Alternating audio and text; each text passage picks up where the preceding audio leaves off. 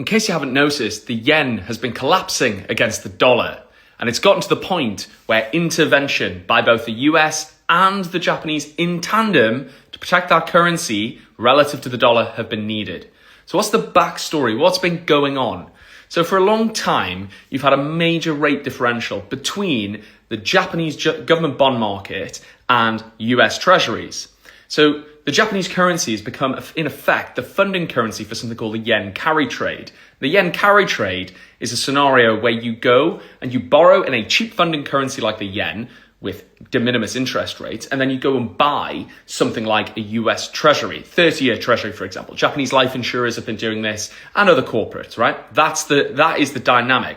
Now, when you start applying leverage, as hedge funds have started to do yet more of this, to juice the return, that carry between the two currencies, you've ended up with a structural short against the Japanese yen, which is slowly but surely, reflexively pushing that currency weaker and weaker. And it's getting to the point where as the Japanese government have attempted to try and protect their currency, first of all, by raising rates, the Japanese 40-year ultra-long bond hit 4%. We've also seen the Japanese overnight rate spike up to 1%. It's still weaker than the US Treasury market, but fundamentally, once you take into account currency hedging costs, for the basis trade, which is a hedged version of the carry trade, you get to a point where actually the maths no longer quite make sense. And so you've got a desire to repatriate overseas capital that the Japanese own back into their domestic market. And this is the risk for the US.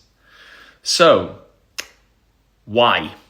Well, fundamentally, the Japanese are one of the world's largest overseas international creditors. So they own $1.13 trillion of US government bonds. And as Japanese entities sell and repatriate their capital back into Japan, that is the risk. It means that it could spike rates in the US when the US government is going to go through a large refinancing cycle.